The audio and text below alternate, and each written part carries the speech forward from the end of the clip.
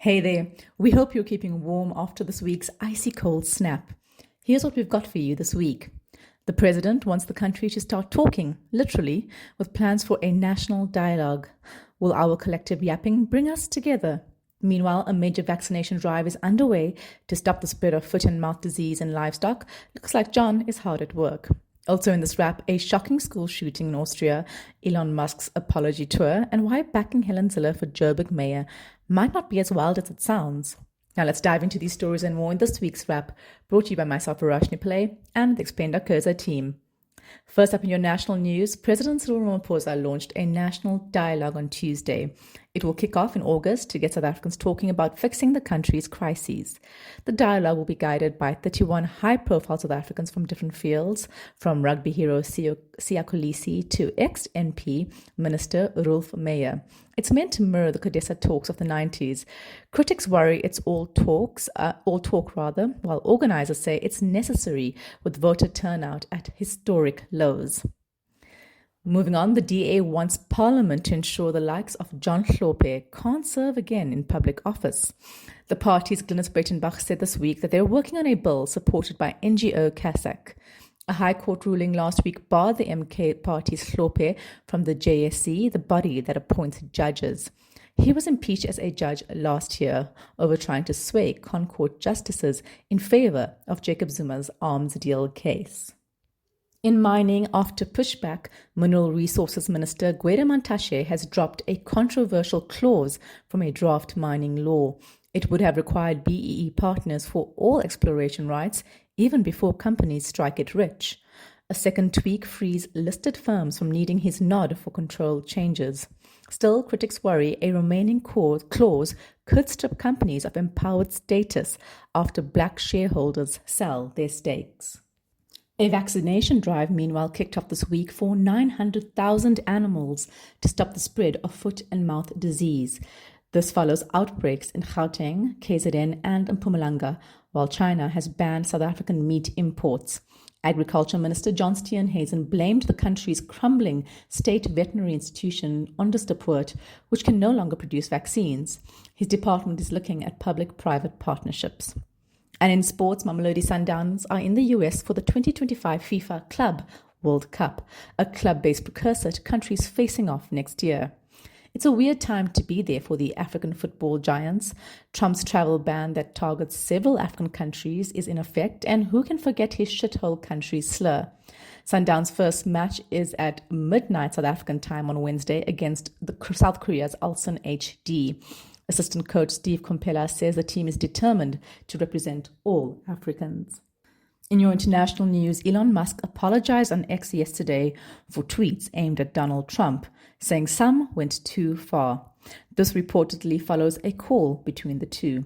Their public feud erupted last Thursday over Trump's Big Beautiful Bill, which Musk called a disgusting abomination. Musk's many jibes included an allegation that Trump appears in the Epstein files. Trump threatened to axe Musk's government contracts, and it was a lot. In sad news on Tuesday, a former student tragically killed 10 people in Austria's deadliest post-war shooting. The 21-year-old killed 9 teenagers and a teacher at a high school before taking his own life in a bathroom. Armed with a legally owned pistol and shotgun, he opened fire in classrooms, leaving 11 people injured, 1 critically. The tragedy has sparked a gun law debate in a country with high firearm ownership but rare violence. Back in the US, TikTok superstar Kabi Lame was detained last week by immigration agents in Las Vegas. The Italian-Senegalese influencer, considered the world's biggest TikTok star, had allegedly overstayed his visa, but has since left without a deportation order. The 25-year-old rose to international fame during the pandemic without ever saying a word in his videos, which would show him reacting to absurdly complicated life hacks. Will there be one about escaping ICE?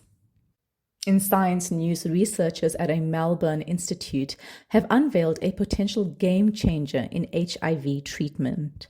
Using mRNA tech, their new lipid nanoparticle, LNPX, exposes a dormant HIV hiding in white blood cells, long seen as untouchable.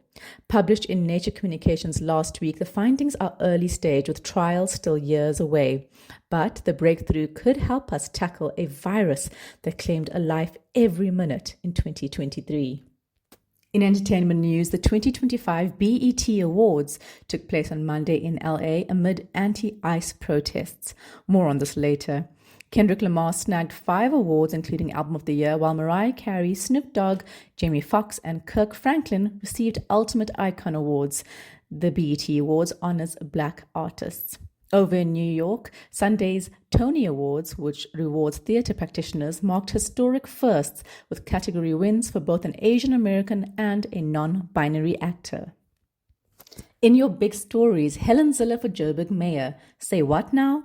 In a plot twist nobody had on their 2025 bingo card, DA heavyweight Helen Zille is mulling around for Johannesburg mayor. Yes, that Helen Zille, the former Western Cape Premier, ex-Cape Town Mayor, DA leader, and current Federal Council chair.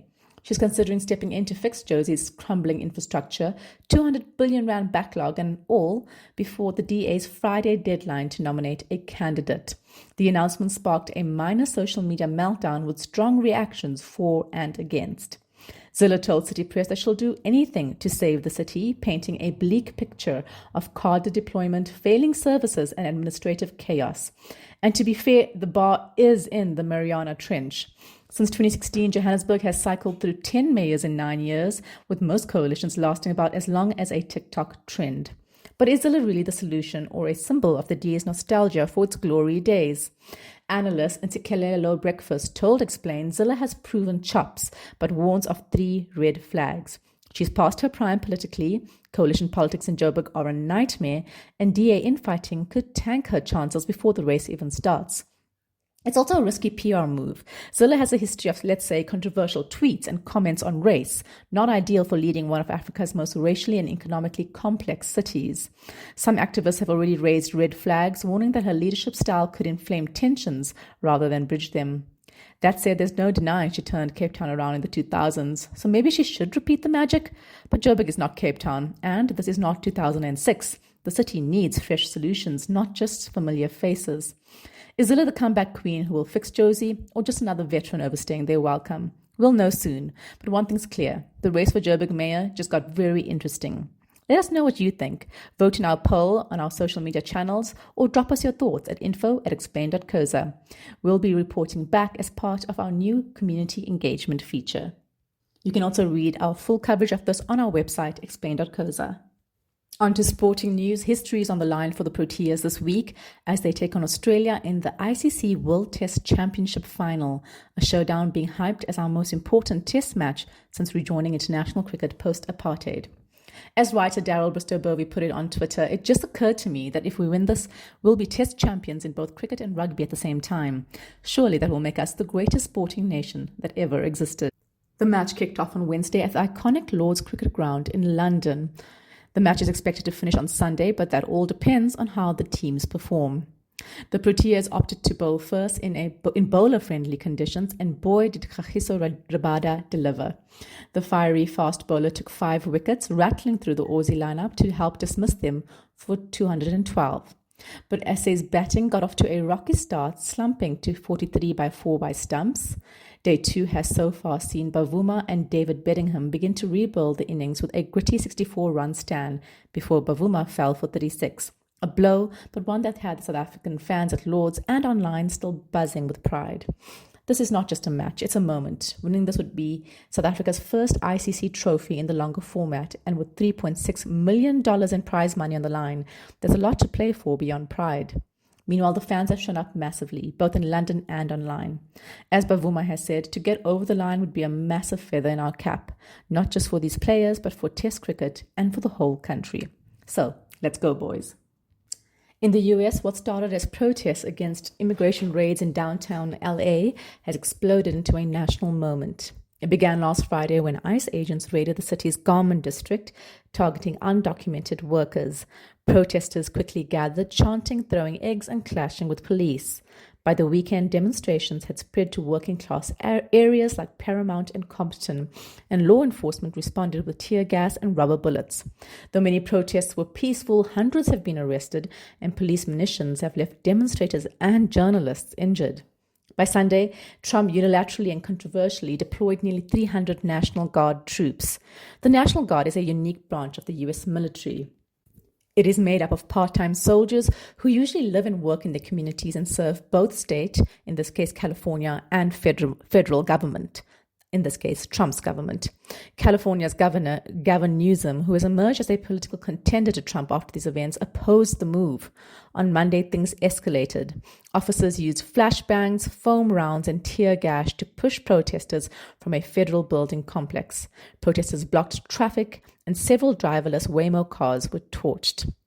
Now, President Trump on Tuesday doubled the National Guard presence to 4,000 and deployed 700 active duty Marines, a rare move that's drawn sharp rebuke.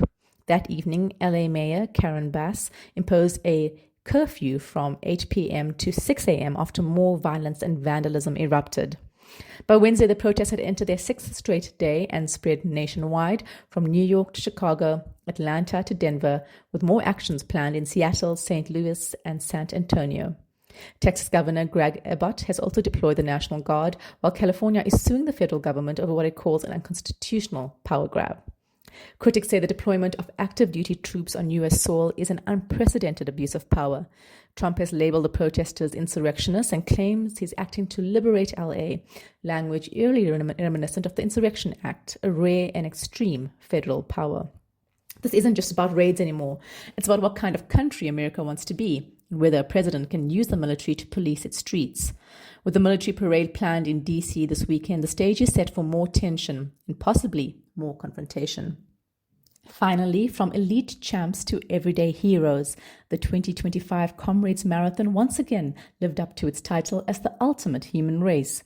Over 22,000 runners braved the nearly 90-kilometer down run from Pietermaritzburg to Durban on Sunday, the biggest field in the race's 98-year history. Two-time defending champ Tete Dijana made a triumphant return, crossing the finish in 5 hours, 25 minutes, and 27 seconds. The Northwest-born security guard turned running sensation had battled food poisoning last year but came back strong to claim his third title this year. On the women's side, Queen Ghada Steyn proved her dominance yet again, winning her fourth Comrades in 5 hours, 51 minutes and 18 seconds.